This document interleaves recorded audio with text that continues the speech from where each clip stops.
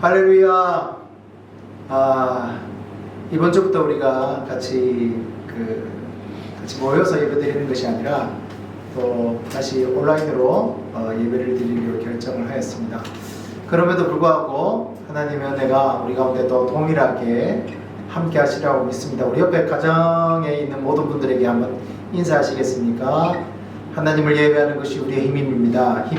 시작. 하나님을 예배하는 것이 우리의 힘입니다. 아멘.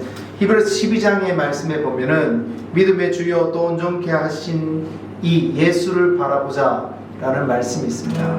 우리 이 시간에 같이 한번 기도하십시다. 기도하실 때 하나님, 우리가 오늘 아침에 우리에게 믿음을 허락하신, 그리고 우리를 온전케 하신 그 예수님을 바라보는 이 아침이 될 수 있도록 주님 은혜 달라고 같이 한번 기도하십시다. 기도하시겠습니다. 하나님 아버지 감사드립니다. 주님 안녕하세요. 우리가 주님을 바라봅니다. 우리를 온전케 하시고 우리에게 하늘의 믿음을 허락하고 하늘의 믿음을 가지고 하나님을 바라보게 하시는 그 주님을 바라보기를 원합니다. 오늘 아침에 우리가 예수님만을 바라보며 예수께서 우리를 온전케 하신 것을 믿음으로 고백하는 이 아침이 되시고 주님 역사하여 주시옵소서. 하나님 아버지, 오늘 아침에 우리가 믿음으로 주님 앞에 나아갑니다.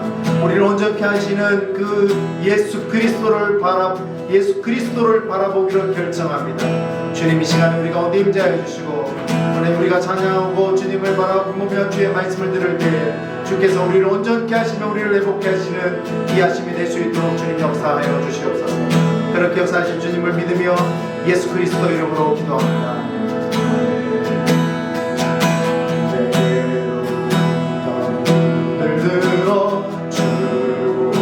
시작할 때 주의 일을 보게 돼 내 삶과 돌이킨 사랑을 후회 안에 주님을 볼 때 모든 시선을 주님께 드리고 살아계신 하나님을 느낄 때 내 삶은 주의 역사가 되고 하나님이 일하기 시작하네. 성령이 나를 변화시켜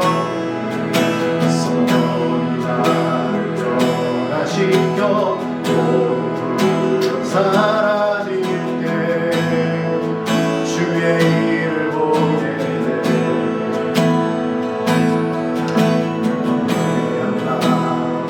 가운데서 주만 알게 되니 주님을 볼 때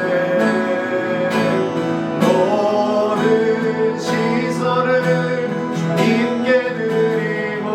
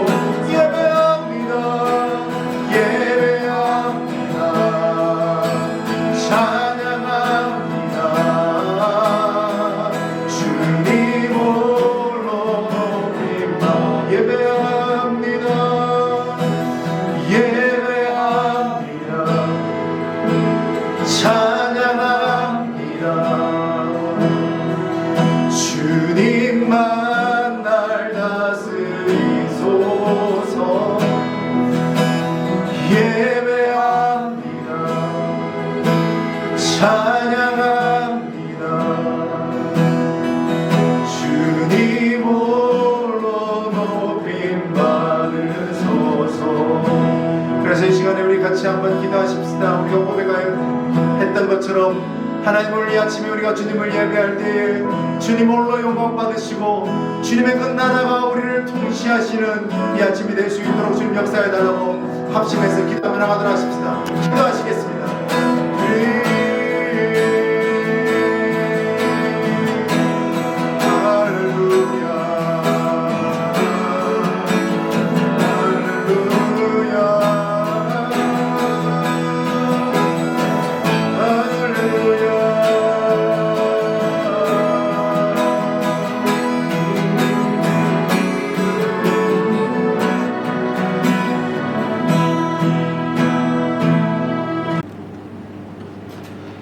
하나님 감사합니다. 우리에게 예배할 수 있는 그런 마음과 또 사람들과 장소를 주셔서 감사를 드립니다. 우리가 코로나 시대에 함께 모여 예배할 수 없는 상황이지만 각자의 곳에서 하나님을 기억하고 인정하고 예배하는 귀한 시간 주셔서 감사를 드립니다. 하나님, 어디에 있든지 살아계신 하나님을 인정하게 하시고 찬송하게 하시고 하나님 말씀을 늘 듣게 하시고 기도로서 하나님과 교제할 수 있는 사랑하는 성도들 되게 하여 주시옵소서. 이 예배를 마칠 때까지 하나님 우리와 함께 하셔서 하나님 나라의 놀라운 것들을 바라볼 수 있는, 깨달을 수 있는 그러한 시간 되게 하여 주시옵소서. 예수님의 이름으로 기도드렸습니다. 아멘. 다 같이 찬송을 1장으로 드리겠습니다.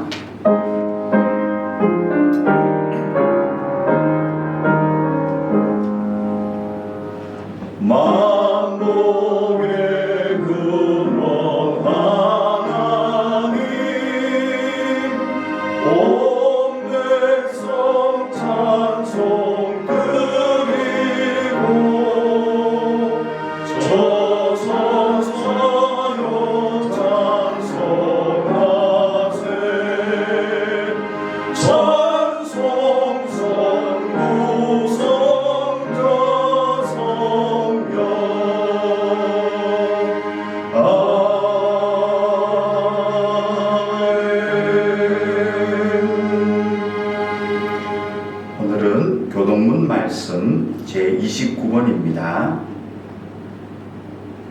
시편 65편 말씀 한 절씩 교독하겠습니다. 제가 먼저 읽고 여러분들이 그 다음 구절 읽으시면 되겠습니다. 하나님이여, 찬송이 시온에서 주를 기다리오며 사람이 소원을 주께 이행하리이다. 기도를 들으시는 주여, 모든 육체가 주께 나아오리이다. 죄악이 나를 이겼사오니 우리의 허물을 주께서 사하시리이다. 주께서 택하시고 가까이 오게 하사 주의 뜰에 살게 하신 사람은 복이 있나이다. 우리가 주의 집 곧 주의 성전의 아름다움으로 만족하리이다.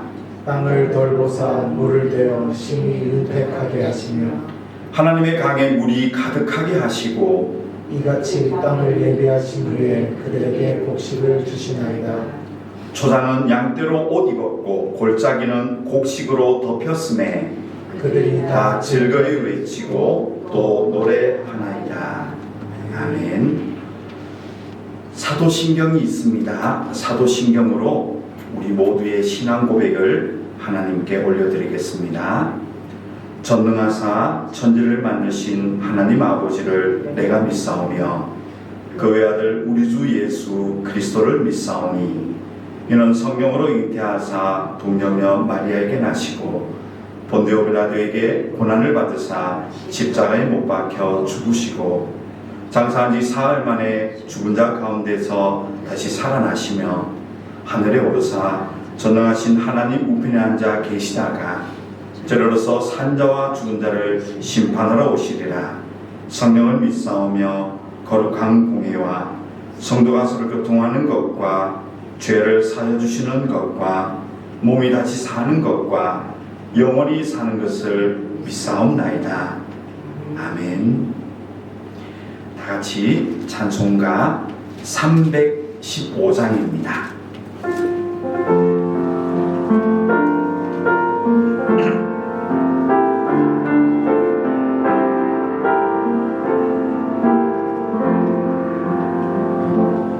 내 주 되신 주를 참 사랑하고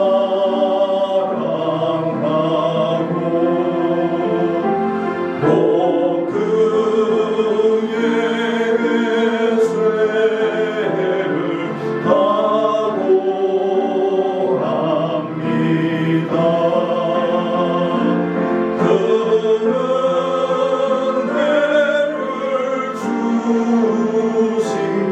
내 예수시니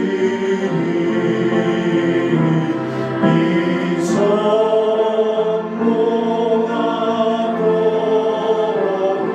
사랑합니다.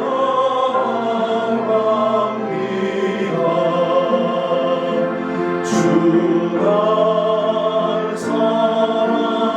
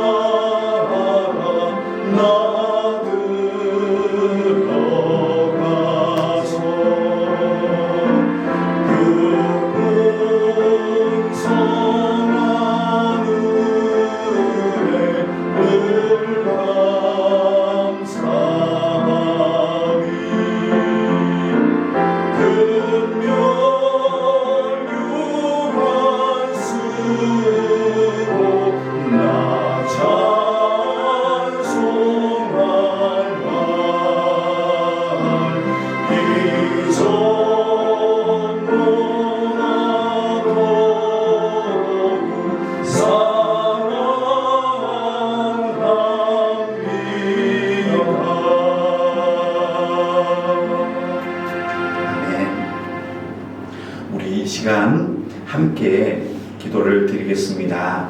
원래 저희들이 두 번째 주간은 선교 주간인데요.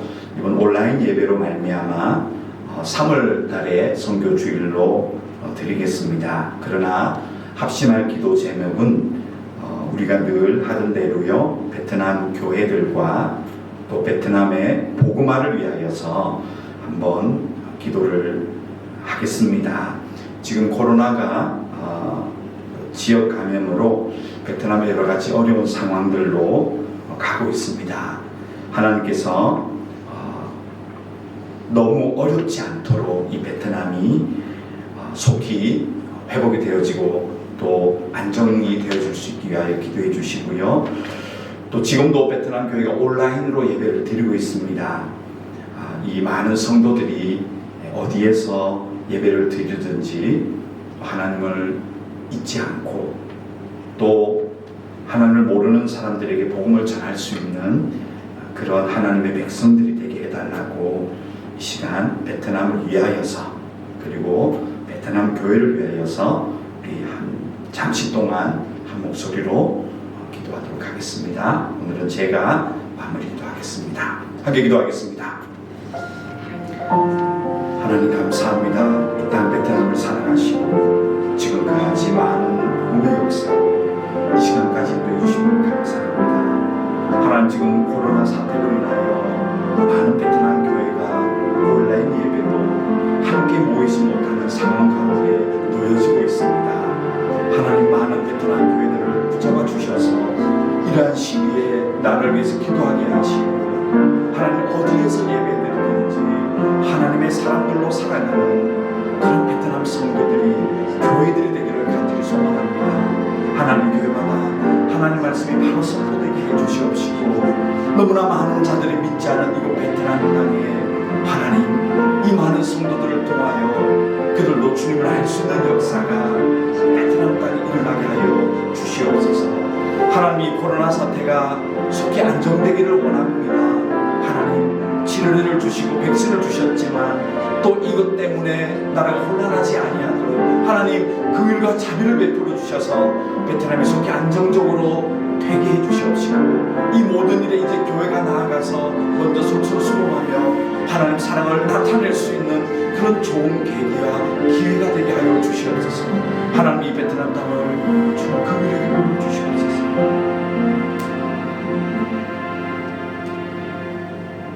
하나님 이 땅에 한국 사람이지만 베트남 땅에 살게 하심을 감사드립니다. 비록 우리가 코로나로 말미암아 함께 모여서 예배 드리지는 못하지만 이 땅 구석구석에 흩어져 있는 하나님의 많은 백성들 그곳에서 하나님을 바로 예배하는 그런 베트남 땅이 되게 하여 주시옵소서. 하나님 이 시기가 속히 안정되기를 원합니다. 하나님 베트남 땅을 긍휼히 여겨 주셔서 하나님이여 이런 일들을 통하여 하나님을 알 수 있는 역사가 일어나는 그런 계기와 기회가 되게 하여 주시옵소서.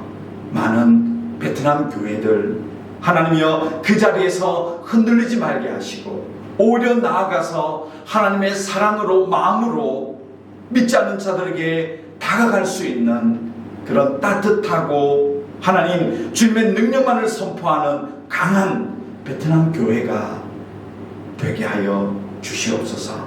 많은 목사님들 위하여서 기도하게 하시고 어느 곳에서 일하시든지 그곳에서 기도하며 담대히 지혜롭게 하나님을 나타내는 하나님의 귀한 종들 되게 하여 주시옵소서. 예수님의 이름으로 기도드렸습니다. 아멘.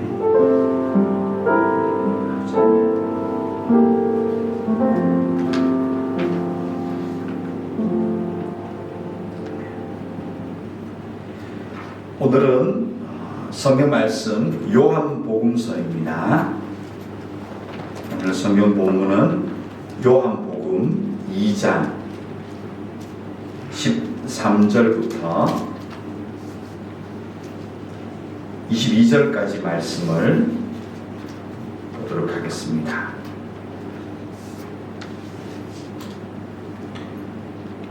신약성경 요한복음 2장 13절에서 22절까지 말씀을 우리 한 목소리로 하나님 말씀을 봉독하겠습니다.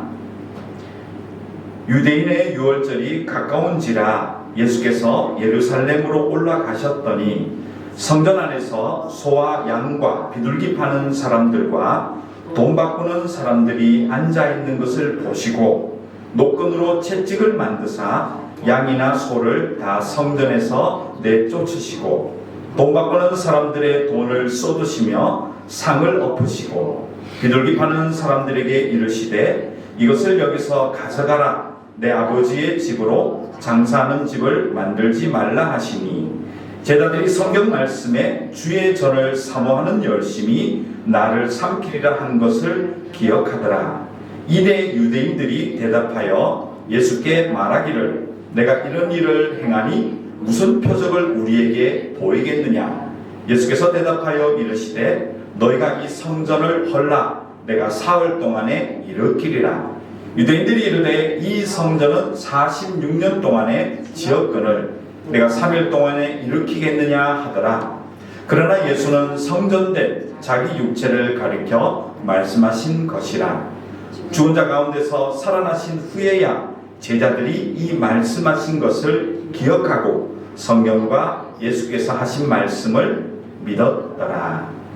아멘.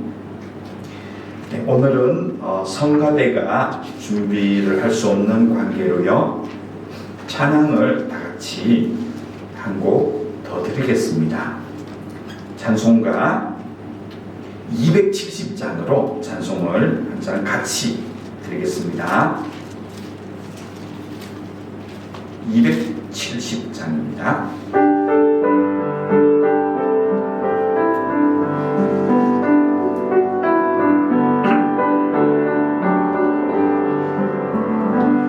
뼈찾는 주님의 사랑과 거룩한 모혈의 공로를 우리가 찬양을 합시다.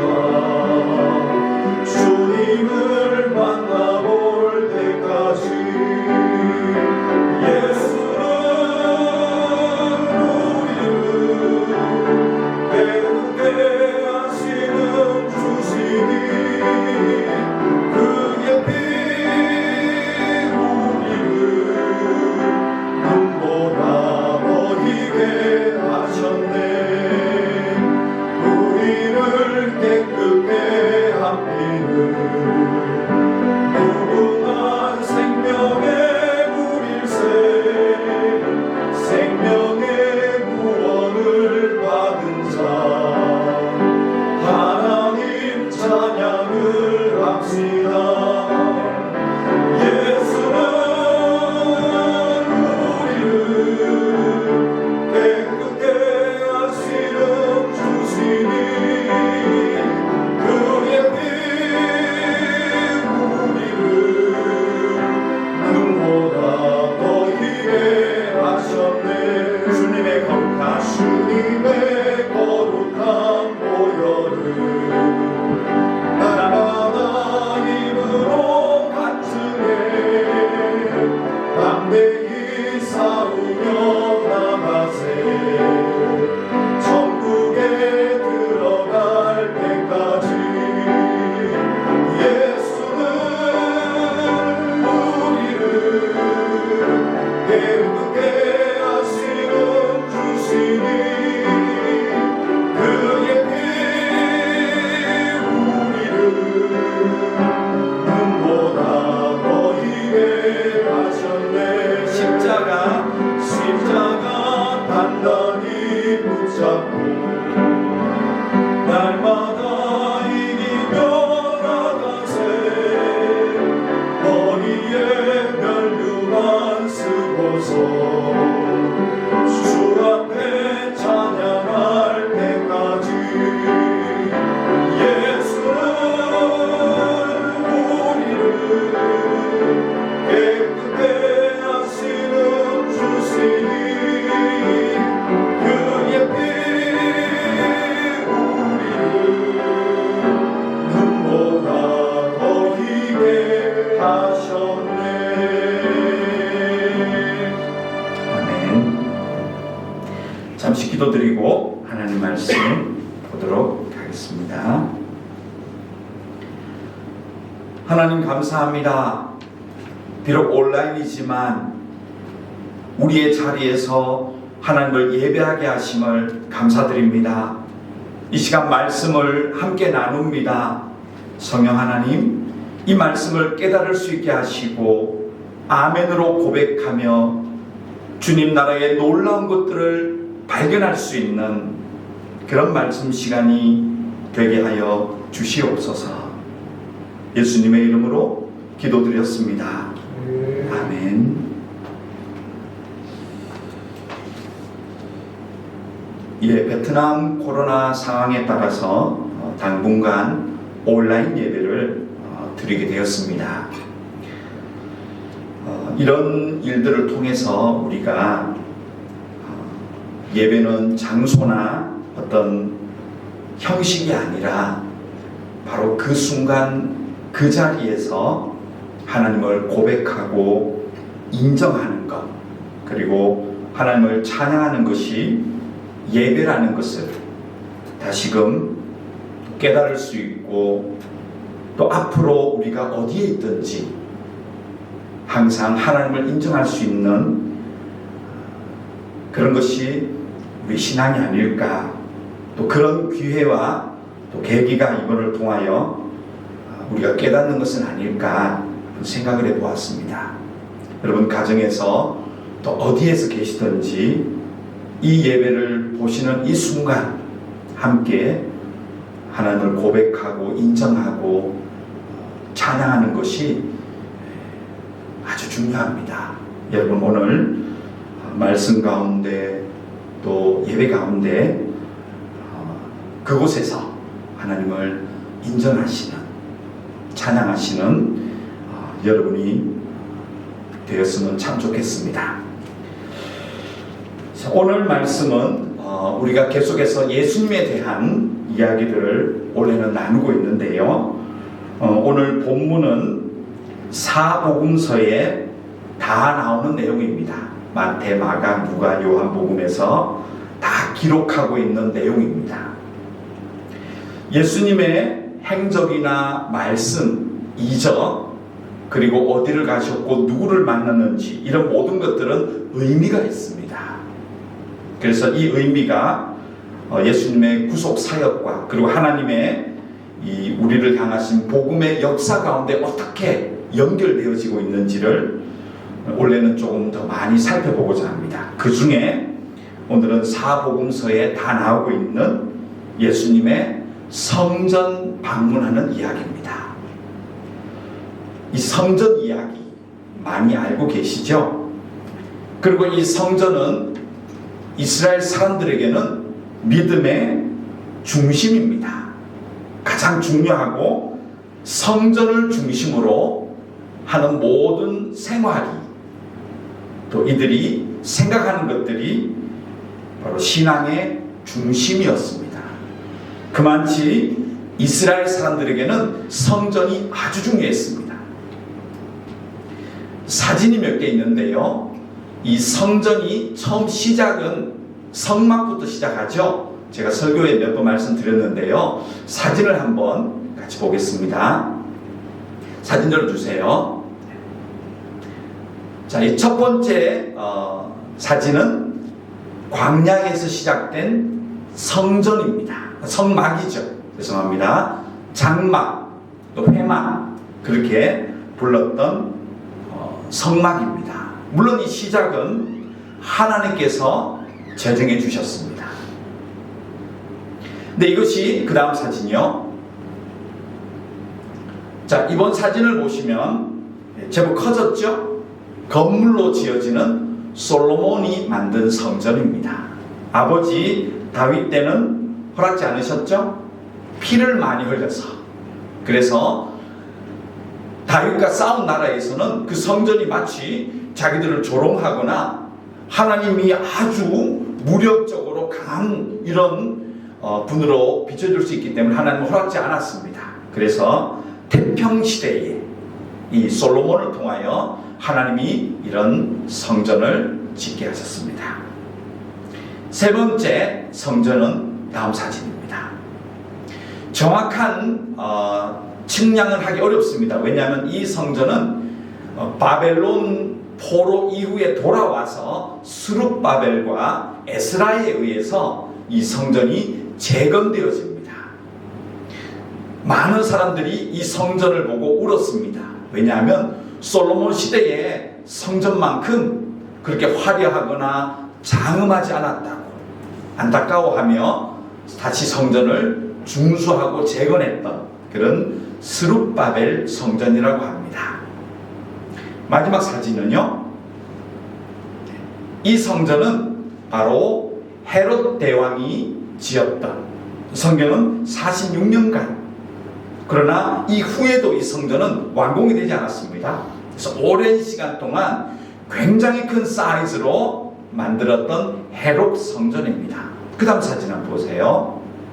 비교가 되죠? 솔로몬 시대에 굉장히 잘 지은 성전이었는데 헤롯은 이방의 뜰까지 만들어서요, 거의 한 3배, 4배까지 큰 그런 헤롯 성전을 만들었습니다.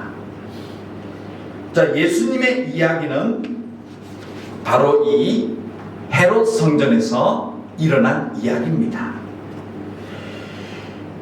물론 성전이 몇 번의 건축을 통해서 바뀌긴 했지만요, 우리는 여기서 기억해야 될 것은 이 성전의 기능입니다.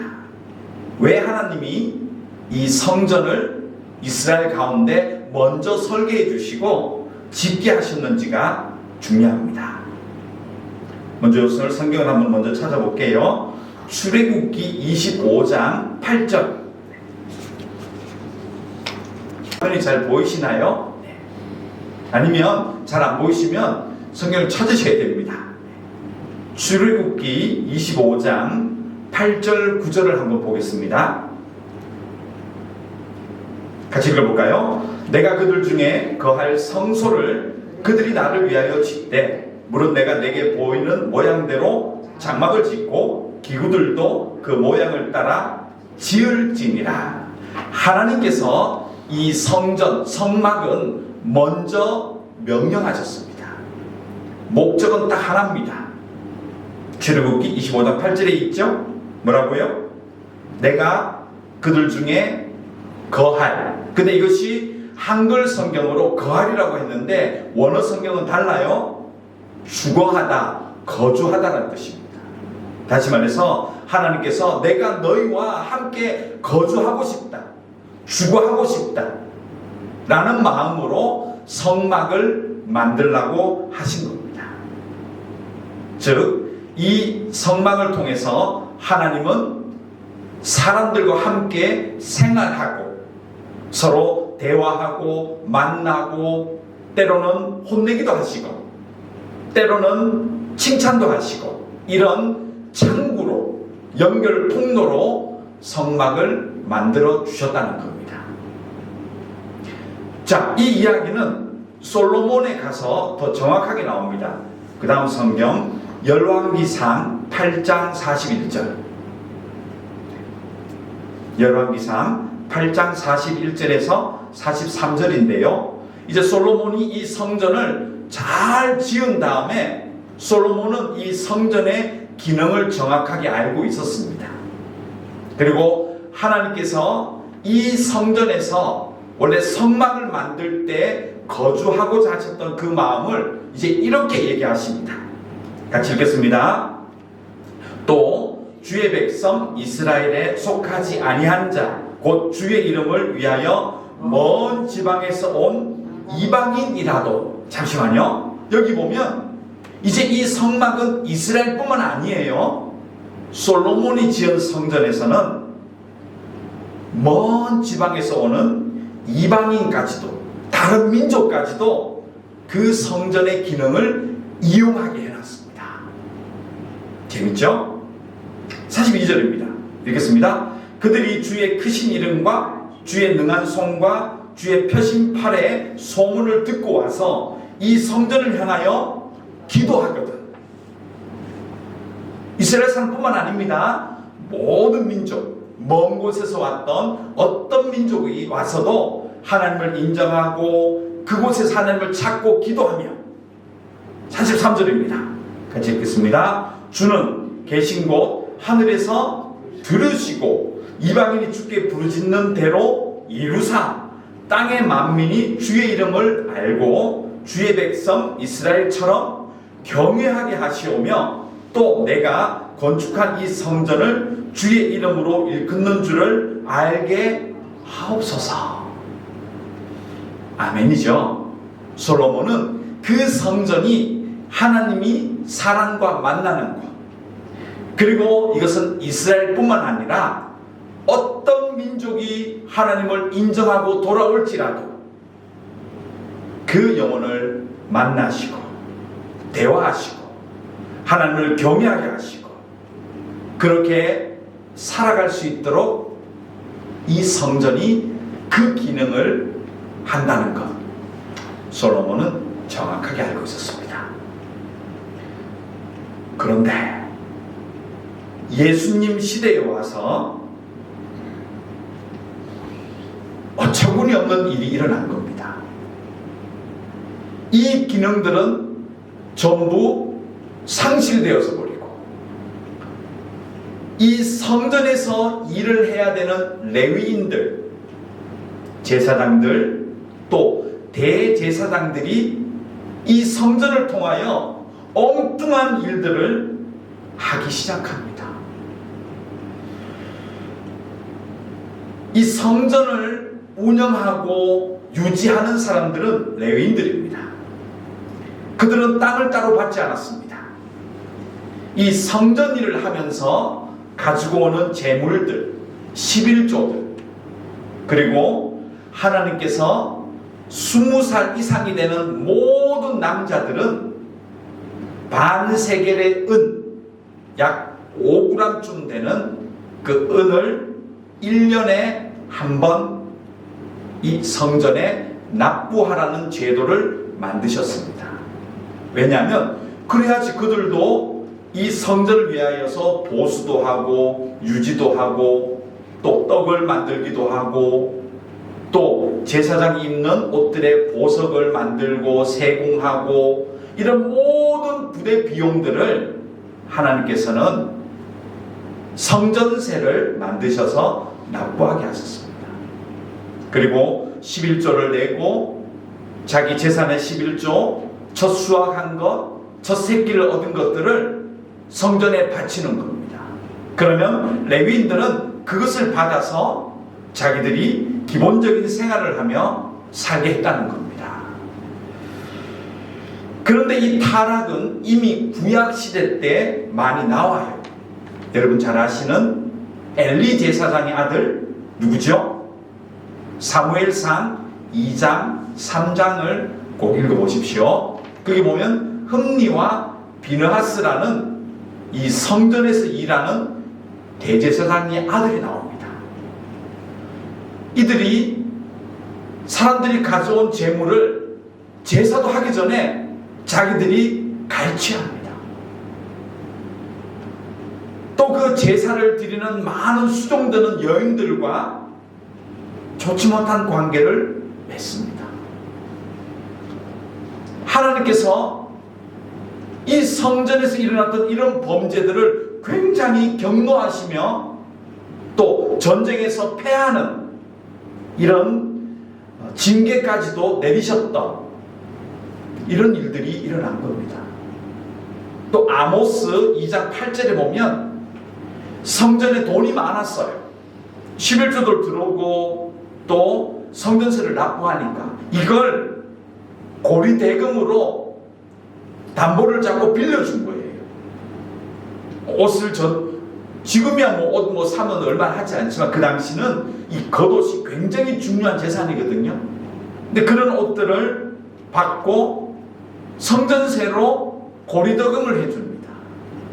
그리고 못 갚으니까 담보로 잡혔던 것들을 빼앗은 이것이 아모스 2장에 나와요.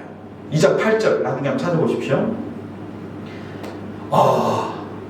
즉 이 성전의 원래 기능은 자꾸 약해지고 이 성전에 일하는 사람들이 이 성전의 여러 가지 제도와 시설들을 통하여서 자기들의 이익을 챙기는 그런 상황으로 변질되었다는 것입니다.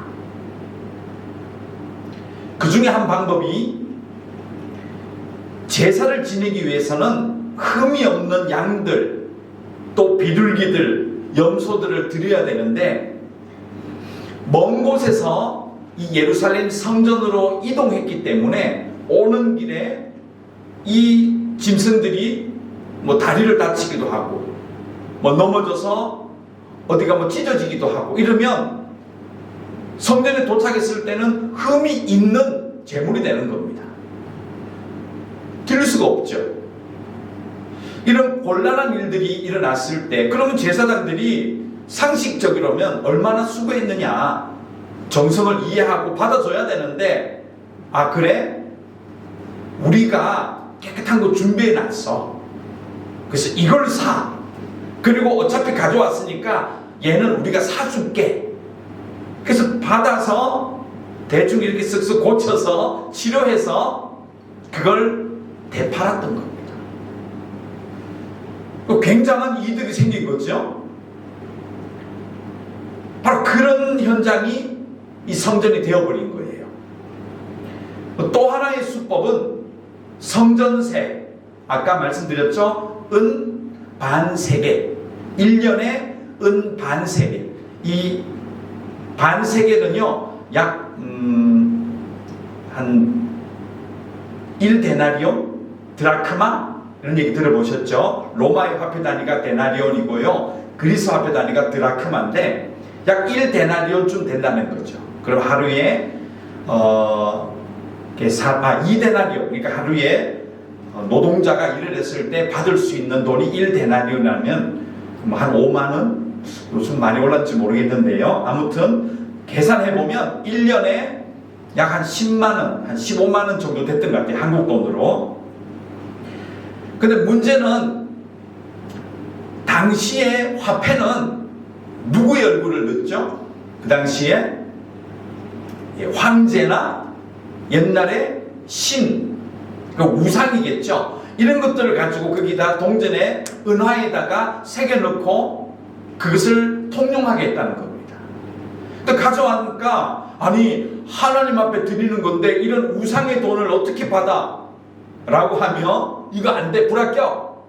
라고 하면서 그 돈을 받고 대신 성전에서 만들어 놓은 아무것도 들어가지 않은 그런 은으로 만든 성전세용 은이 있다. 이걸 바꿔줄게. 그래서 예를 들어 가져온 그 돈을 받고 성전세로 내기에 적합하게 주조된, 만들어진 그 돈을 주는 겁니다. 그러면 원래는 그냥 주면 좋겠죠. 우상이 없어야 되니까. 이게 큰 수입이었다는 것이죠. 그래서 이 돈을 받고 성전에서 만든 함량이 약간 미달하거나 아니면 수수료를 덧붙여서 이게 성전에 나오는 환전상이었다는 것이죠.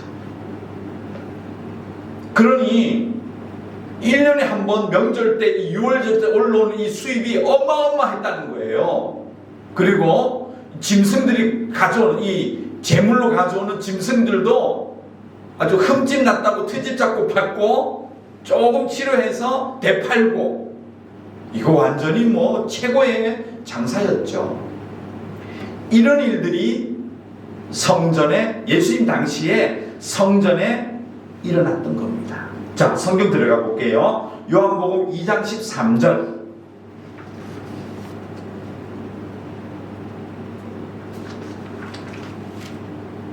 제가 좀 찾아야 되겠습니다. 요한복음 2장 13절 보이시죠? 안 보이시면 찾으셔야 됩니다. 읽겠습니다. 유대인의 유월절이 가까운지라 예수께서 예루살렘으로 올라가셨더니, 14절이요, 성전 안에서 소와 양과 비둘기 파는 사람들, 자, 정리해드렸죠? 자, 이 사람들은 왜 판다고요? 멀리 왔을 때 흠집 있는 것을 흠집 없는 것으로 팔아주는 겁니다. 두 번째는요, 돈 바꾸는 사람들, 말씀드렸죠? 우상이나 뭐 황제의 이 화상이 들어간 것은 안 된다 하면서 돈을 바꿔준다. 이게 이제 환전, 돈을 바꾸는 사람이 되어 있죠. 돈 바꾸는 사람들이 앉아있는 것을 보시고 기가 막히신 거죠, 예수님 입장에서는. 그래서 어떻게 하시나요? 15절 함께 읽겠습니다. 노끈으로 채찍을 만드사 양이나 소를 다 성전에서 내쫓으시고 돈 받고 난 사람들의 돈을 쏟으시며 상을 엎으시고 16절 비둘기 파는 사람들에게 이르시되 이것을 여기서 가져가라. 내 아버지의 집으로 장사하는 집을 만들지 말라. 이렇게 얘기하신 겁니다. 다른 마태, 마가, 누가복음에서는요, 이 성전에 올라간 이야기가 있는데 조금 시점이 달라요. 그러나 예수님이 몇 번 성전을 가셨는지 또 언제 가셨는지는 조금 관점에 따라 다를 수 있어요. 그런데 중요한 것은 하나의 공통점은 예수님께서 성전에 이렇게 타락해버린 사람의 욕심을 채우고 있는 이 성전을 바라보시고 경노하셨다는 겁니다. 노하셨다는 거예요. 채찍을 만드시고 상을 엎으시고. 제가 어릴 때 여름 수련회 가서 이것을 연기한 적이 있는데요. 예수님이 화가 나셔가지고요, 헐크로 바뀌는 거예요. 그래서 우통을 벗으시고 이렇게 하면서 몽둥이 들고 막 다 때려부시고, 너무 과격했던 것 같은데 아무튼 그런 연극을 한 기억이 납니다. 근데 분명한 것은 어떻게 얼마나 화를 내셨는지 모르겠지만 분명한 것은 이 광경을 도저히 용서할 수 없다는 거예요. 참을 수가 없다는 거예요. 왜? 성전을 누가 만드신 거죠? 하나님이 먼저 만드시게 했잖아요. 그리고 하나님이 정확하게 성전의 기능을 알고 계셨어요. 원하시는 게 있었다는 것이죠. 근데 그 기능은 전부 상실되어서 버리고, 그것이 오히려 사람의 배를 채우는, 사람의 죄성을 마음껏 발휘해버리고 마는 그런 현장으로 바뀐 것에 대한 하나님의 분노라는 거죠. 여러분, 이 장면을 보면서 하나님께서 인자하시고 자비로우신 분이신데 어떻게 저렇게 화를 내시나? 그래서 우리는 마치 화를 이렇게 내면 신앙이 없는 사람, 신앙을 까먹는 사람, 그렇게 우리는 좀 보는 경향이 있어요. 그러나 성경은 의외로 많은 곳에서 하나님의 분노가 나와요. 경노가 나옵니다. 오늘 예수님처럼요. 한번 볼까요? 신명기 32장 18절에서 19절. 신명기 32장 18절에서 19절. 네. 찾으셨나요? 네. 앞에 자막을 보셔도 되겠습니다. 잘 보이시면요. 읽겠습니다. 너를 낳은 반석을 내가 상관하지 아니하고 너를 내신 하나님을 내가 잊었도다. 그러므로 여호와께서 보시고 미워하셨으니 그 자녀가 그를 경노하게 한 까닭이로다. 이 외에도요, 이 하나님께서 노하시는 모습의 말들이 성경에 굉장히 나와요. 근데 그 성경 얘기가 아니에요. 하나님의 성경이 그래서가 아니고 언제 화를 내시, 그 포인트가 있어요. 언제 하나님이 경노하시죠? 사람이 죄를 지을 때입니다. 여러분, 구원은 하나님의 경노에서부터 시작됩니다. 죄를 지은 인간을 용서할 수가 없는 거예요. 죄를 미워하시는 거예요. 죄에 대해서 그럴 수도 있지, 사람은 약하니까 죄에 대해서는 관용하지 않으세요. 이것을 하나님의 정의라고 합니다. 하나님의 공의. 죄에 대해서는요, 용납하실 수가 없어요. 사람이 죄를 지었을 때, 하나님을 잊어버렸을 때, 오늘 신명기 말씀처럼요, 하나님을 떠났을 때, 하나님을 잊어버렸을 때 하나님은 경노하신다라고 성경은 여러 군데에서 나오고 있습니다. 오늘 예수님께서 그 성전에 올라오셨을 때 거기에 제도가 잘못되었다라고 얘기하지 않습니다. 성전세가 틀렸다, 재물 가져오는 이 잘못된 법 때문에 그렇다라고 하지 않고요, 제도에 대해서 뭘 하시는 게 아닙니다. 예수님의 경노하심은 그 성전의 원 기능을 잊어버렸다는 거예요. 원래 성전을 사람들에게 세우셔서 그 죄 많은 사람들을 용서할 수 없어서 그 죄인의 죄를 씻어주시고 하나님의 거룩한 자녀로 삼으시고 하나님과 거주하고 동거하고 만들어주시는 그 하나님의 구원의 역사가 상실되었을 때 예수님의 분노가 거기에서 시작된다는 겁니다. 성전의 제도이기 때문이 아닙니다. 왜 성전세를 받느냐 때문이 아닙니다. 그 성전의 기능이 사람의 죄를 지적하지 못했고 사람을 거룩하게 만들어내지 못하고 하나님과 교제하지 못하고 하나님과 함께 거주하는 그 놀라운 성전의 기능이 사라졌음에 예수님의 경노가 들어있다는 겁니다. 우리의 구원은 오늘 신명기 말씀처럼 하나님의 경노하심에서부터 하나님의 분노에서부터 시작이 된다는 겁니다. 그러므로 구약에 나오는 이 하나님의 죄를 용납할 수 없는 이 하나님의 정의, 공의, 이것이 예수님에게도 오늘 그대로 오늘 본문에서 보여주고 있는 것을 발견할 수 있습니다.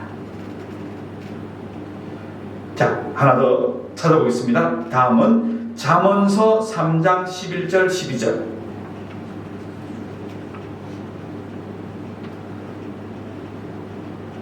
자, 뒤에 보이시죠? 잠언서 3장 11, 12절 같이 읽겠습니다. 내 아들아, 여호와의 징계를 경히 여기지 말라. 그 꾸지람을 싫어하지 말라. 대저 여호와께서 그 사랑하시는 자를 징계하시기를 마치 아비가 그 기뻐하는 아들을 징계함같이 하시느니라. 그런데 이 하나님의 징계, 하나님의 경노, 하나님의 분노 무엇 때문이냐고요? 잠언서에서는 사랑하는 자를 징계한다, 기뻐하는 아들을 징계한다 라고 되어 있습니다. 하나님의 분노는 죄에 대한 분노입니다.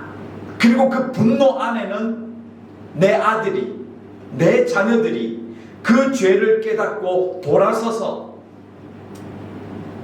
하나님과 다시 한번 거룩한 관계와 하나님이 거주하시는 그런 사람이 되는 것, 그 원하심으로 하나님의 분노와 징계와 채찍이 우리들에게 내려오고 있다는 겁니다. 예수님께서 오늘 이 본문에 보여주시는 이 모든 모습이 바로 하나님의 정의와 사랑, 하나님의 은혜와 공의, 이 두 가지가 함께 나오고 있다는 겁니다. 이것을 오늘 예수님은 우리에게 보여주셨고요. 그리고 이 요한이, 오늘 성경을 기록한 요한이 이 상황을 이렇게 해석해요. 17절 가보세요. 오늘 요한복음 2장 17절.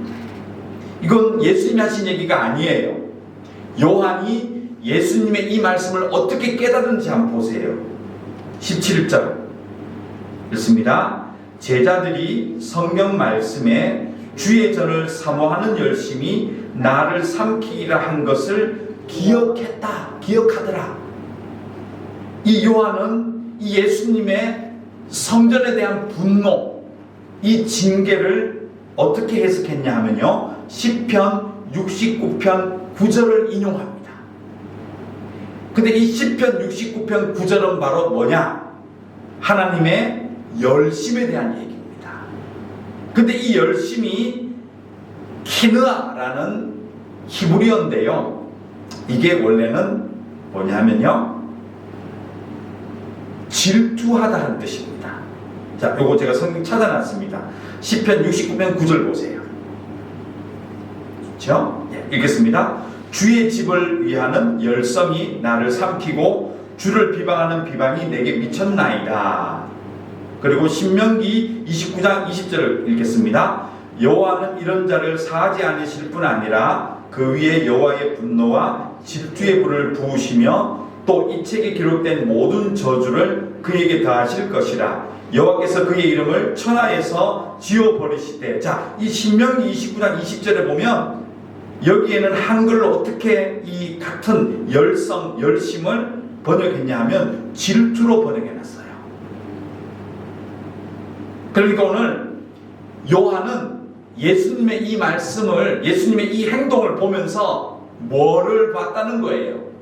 하나님의 질투하시는 걸 봤다는 거예요. 구약성경 많은 부분에 하나님은 질투의 하나님이다. 왜? 내 백성이 나와 함께 교제하고 거주했으면 좋겠는데 그렇지 않고 엉뚱한 것에 마음이 빼앗겨 있다. 엉뚱한 곳에 그것을 더 중요하게 여기고 있다. 이것을 질투하시는 하나님이라고 얘기하는 겁니다. 요한은 오늘 이 예수님이 성전에서 분노하시고 채찍을 드신 것을 보며 오히려 이것은 예수님 성격이 별로 안 좋다가 아니고요, 인간을 사랑하시되 죄를 미워하시는, 용서할 수 없는, 그리고 그 성전의 목적대로 하나님과 사람이 만나서 거주하며 거룩하게 교제하기를 원하시는 그 질투하시는 마음이, 열심히 그 사랑이 표현되고 있다라고 요한은 기록하고 있다는 겁니다. 이제 말씀을 한번 정리를 해보겠습니다. 예수님께서 성전에 올라가셔서 그 성전의 원기능을 상실해버린 그 성전에서 노하시고 채찍을 만드셔서 징계하시는 모습은, 그래서 예수님의 불같은 성격을 이야기하는 것이 아닙니다. 제도에 대해서 이건 틀렸다라고 얘기하는 게 아닙니다. 예수님의 질투하심과 같은 이 분노와 열심은 오로지 하나, 성전의 원기능을 회복시키시고 싶은 것입니다. 그것은 바로 하나님과 사람이 만나는 곳, 그리고 대화하는 곳, 잠시 만나고 가는 곳이 아니라 거주하는 곳, 그리고 날마다 하나님과 거주하며 대화하면서 거룩하게 되어지는 것, 이 기능이 성막과 성전의 기능이었습니다. 이 기능이 무너졌음을, 사람과 하나님이 관계가 끊어졌음을, 사람이 거룩함을 잃어버렸음을, 하나님이 거주할 곳이 없는 사람이 되어버렸음을 안타까운 마음으로 하나님께서 바라보시며 지적하시는 것, 그리고 이제 이런 성전이 아닌 나로 말미암아, 예수로 말미암아 이 기능을 다시 회복시켜 줄게 라고 하는 새로운 성전을 제시해 주시기 위하여서 오늘 이 본문이, 이 상황이 기록되어진 겁니다. 요한복음 2장 19절 같이 한번 열어주시고요, 읽겠습니다. 요한복음 2장 19절입니다. 읽겠습니다. 예수께서 대답하여 이르시되 너희가 이 성전을 헐라 내가 사흘 동안에 일으키리라. 무슨 말씀이겠습니까? 이제 이 기능을 하는 성전은 예루살렘에 있는 성전이 아니고 누가요? 예수님께서 3일 만에 일어난 것, 부활을 얘기하시죠. 그 부활, 죽으심과 부활하심으로 이제 원래 성막, 광야의 성막, 솔로몬 성전, 예루살렘에 있었던 그 성전의 기능을 이제 예수로 말미암아 다시 회복시키겠다 라는 예수님의 복음의 메시지라는 겁니다. 그러면 이제는 예루살렘에 있는 성전이 성전이 아니고요, 예수님이 계시는 그곳이 바로 하나님과 만나는 성전이 된 것입니다. 마지막 구절입니다. 고린도전서 3장 16절에서 17절입니다. 마지막 구절, 이 성경은 꼭 기억하십시오. 고린도전서 3장 16, 17절입니다. 읽겠습니다. 너희는 너희가 하나님의 성전인 것과 하나님의 성령이 너희 안에 계시는 것을 알지 못하느냐. 누구든지 하나님의 성전을 더럽히면 하나님이 그 사람을 멸하시리라. 하나님의 성전은 거룩하니 너희도 그러하니라. 하나님은 지금도 이 성막과 성전으로 이어 내려오는 이 개념이 하나님과 사람 사이에 있기를 원하시는 겁니다. 광야에서는 성막으로 계셨고, 이스라엘 시대에는 성전으로 계셨고, 지금은 어떻게 해요? 예수님으로 말미암아 성전이 우리와 하나님 사이를 연결해주는 기능으로, 우리를 거룩하게 만들어주는 기능으로 우리 앞에 놓여져 있는 것입니다. 사랑하는 성도 여러분, 어디에 계시든지 그곳에서 예수를 믿고 고백하신다면 성전입니다. 그 성전에서 우리는 거룩하게 됩니다. 그리고 그 성전에서 하나님과 교제하게 됩니다. 그리고 그 성전에서 하나님과 함께 거주하는, 주거하는 그런 여러분과 제가 되기를 간절히 소망합니다. 기도하겠습니다. 하나님 감사합니다. 오늘은 온라인으로 각자의 곳에서 예배 드리고 있지만 귀한 말씀을 주셔서 감사합니다. 우리가 예수님으로 말미암아 성전된 그 기능을 회복하여 하나님과 교제하고 거룩함으로 나아가는 우리 모두가 되게 하여 주시옵소서. 예수님의 이름으로 기도드렸습니다. 아멘. 찬송을 드리겠습니다. 415장 찬송가를 드리겠습니다.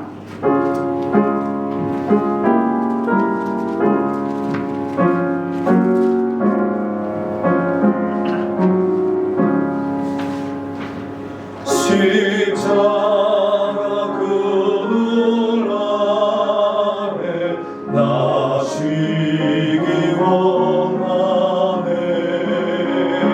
저 햇빛이 뜨겁고 또 짐이 무거워. 이 광야 같은 세상에 늘 방황할 때에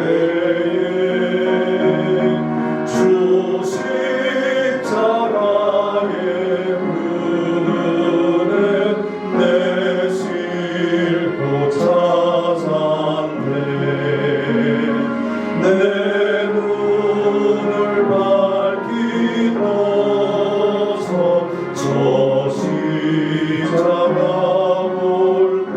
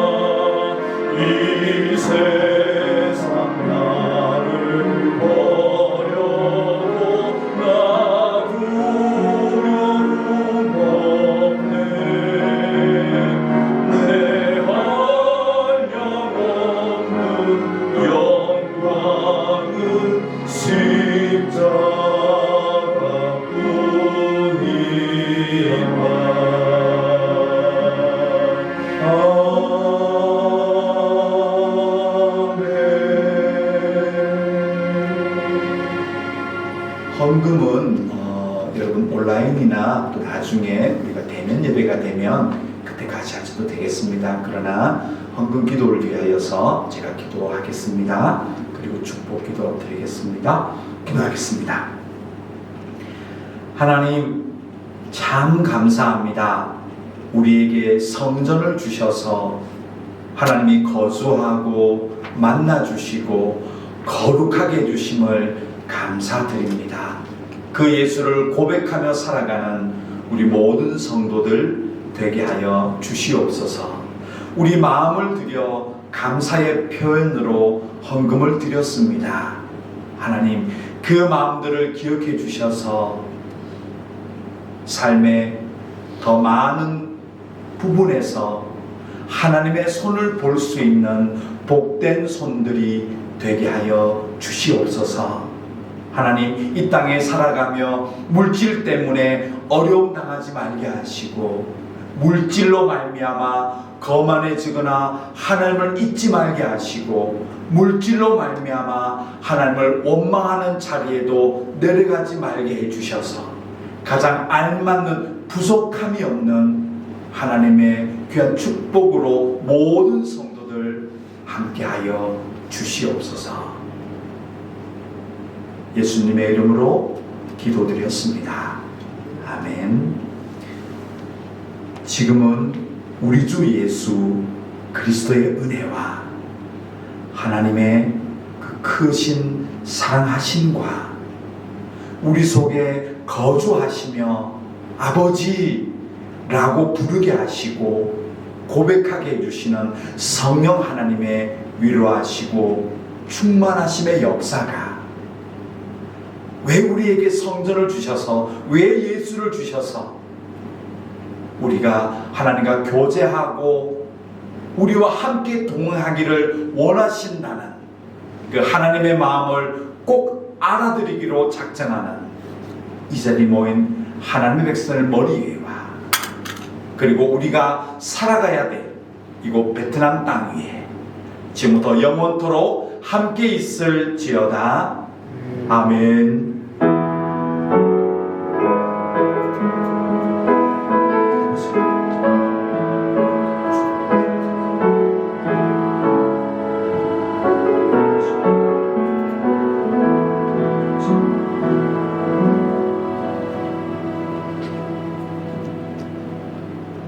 예배를 마치겠습니다.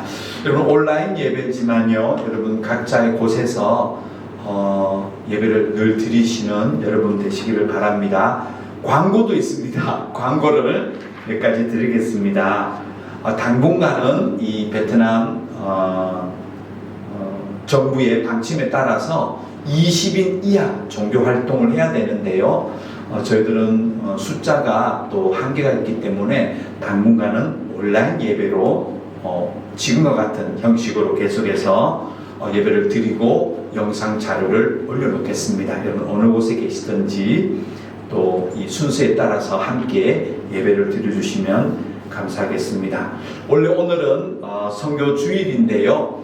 온라인 예배로 저희들이 어떻게 될지 모르겠지만 3월부터 다시 둘째 주에 선교 주일로 지키도록 하겠습니다.